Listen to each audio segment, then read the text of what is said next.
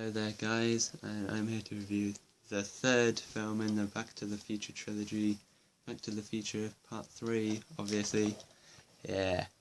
So this film starts off right where the second film ends, where basically the DeLorean is gone back in time, and Marty's in the 50s, and he gets a letter from Doc from 70 years ago. Doc went back 70 years from 1955, so he's in 1885, and basically he goes to find the 50s Doc, and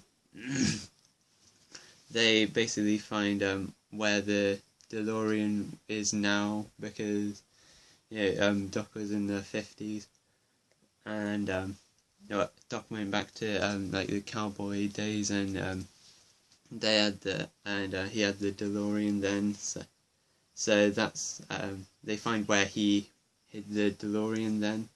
So Marty can go back to the Old West, and basically they're about trying to get back to the future, which is the present, which is the 80s, so it's the past now. But yeah, this is it's kind of funny. At the time, like the third one got better reviews than the second one, but it's like now people would say that the second film is better than the third one, most people, and I think the second one is better than the third one. I think the first one is the best one in the trilogy, but I think the third one is still a very good film. It's much more like the first film, about being stuck in a time period and trying to get back to the 80s. Well, actually, yeah, they technically are in the 80s, they're in the 1880s, but they're trying to go back to 1985. But yeah, I didn't really like how they used like Biff again, like Biff's ancestor, like couldn't they have used like just a different actor, and a different character isn't related to any existing character? And one problem I had was like like Michael J. Fox plays like his his great grandfather, I think. Yeah, and the woman who plays like Marty's mum plays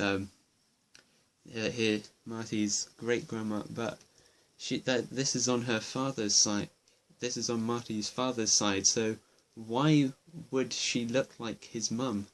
Unless they inbreeding or something.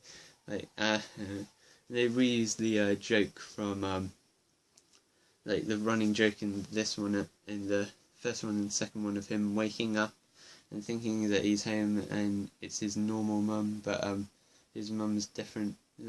That's basically the reason why they use the same actress, but it doesn't work really.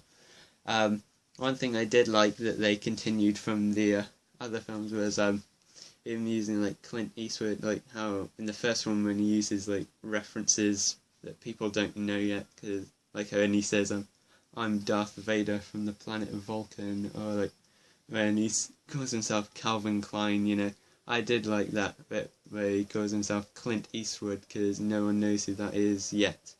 And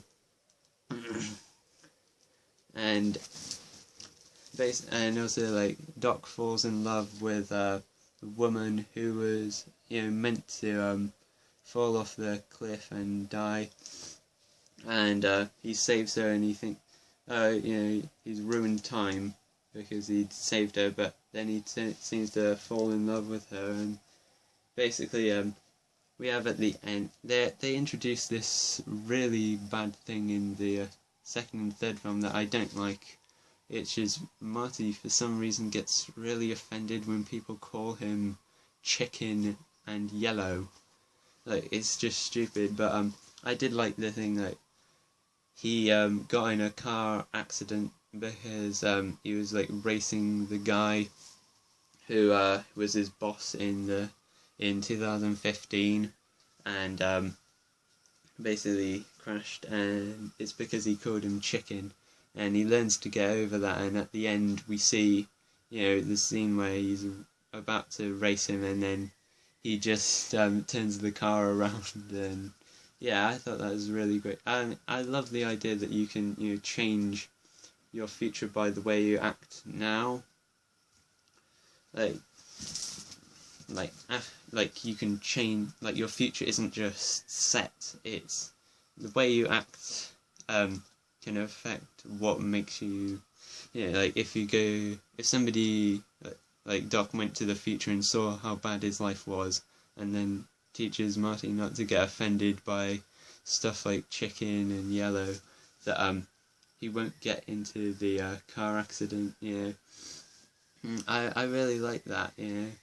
I mean, not just actually going to when he pretends to be his son, not like that, just acting differently in the present. I really like that idea. And I don't get at the end when Doc builds a time machine out of a train. I don't like that. I think they probably should have brought the woman he falls in love with them to the 80s, because she was meant to die and fall off a cliff, and they named the cliff after her. So I think what they should have done was taken her with them and told everyone else that she'd fallen off the cliff and died, so then they do name the cliff after her. Yeah, but overall, another great film in the Back to the Future trilogy, and I think it was a great ending to this trilogy. So yeah, great film. Would definitely recommend it. Watch all three of them in order, obviously, so it'll make sense. They all continue after the last one left off, So yeah, recommend it. Bye.